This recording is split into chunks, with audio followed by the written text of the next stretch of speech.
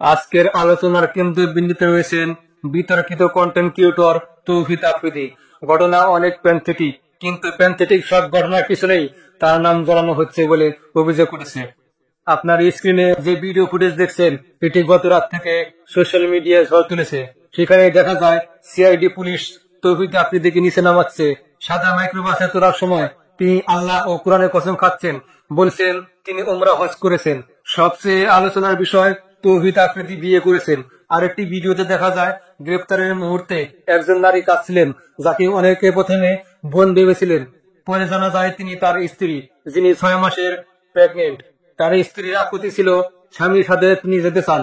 দৃশ্যটি অনেকের হৃদয় ছুঁয়ে গেছে। আফ্রিদিও পুলিশের সামনে বারবার স্ত্রীর কথা বলে ভেঙে পড়েছিলেন।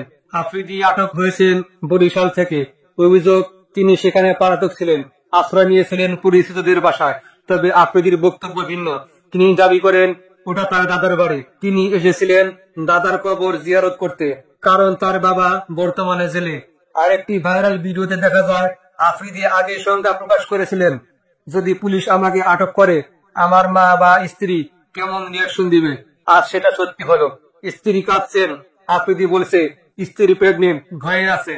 তৌহিদ আফ্রিদির বিরুদ্ধে অভিযোগ আছে তিনি সরকার পতনের সময় কন্টেন্ট ক্রিয়েটরদেরকে জোর করে ভিডিও বানাতে বাধ্য করেছেন।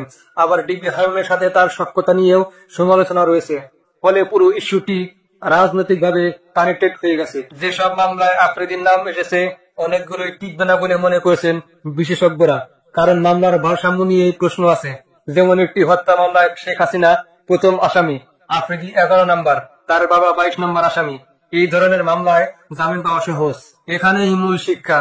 আজ আপনার হাতে ক্ষমতা আছে, সরকারের সাথে সম্পর্ক আছে, জনপ্রিয়তা আছে, কিন্তু সরকার পরিবর্তন হলে সেই ক্ষমতা ধুলোয় মিশে যায়। তখনই দেখা যায় যারা এক সময় হিরো ছিলেন তারা পরিণত হন ভিলেনে। বাংলাদেশে বহু উদাহরণ আছে। মাশরাফি, সাকিব, আসিফ আকবর, ডলি সায়ন্তনী, তাদের সবারই জনপ্রিয়তা রাজনীতির কারণে কমে গেছে। আবার কারো পাসপোর্ট ব্লক, কেউ বিদেশে থাকতে বাধ্য, কেউ না খেয়ে বেঁচে আছে। যে সরকারের সাথে সম্পর্ক ভালো, সেই সময় হয়তো সুযোগ পাওয়া যায়। সরকার পরিবর্তনের পর বাটে করে যেতে হয়। আজ তৌহিদ আফ্রিদির স্ত্রী ভয়ে কাঁদছেন, হয়তো আগামীকাল জামিন হবে, কয়েক সপ্তাহ পর তিনি মুক্ত হবেন। কিন্তু এই ভয়ের মুহূর্তটি থেকে শিক্ষা নেওয়া আছে অনেক। একই দৃশ্য আমরা আগেও দেখেছি, আওয়ামী লীগ সরকারের সময়, আবার বিএনপি সরকারের সময়ও।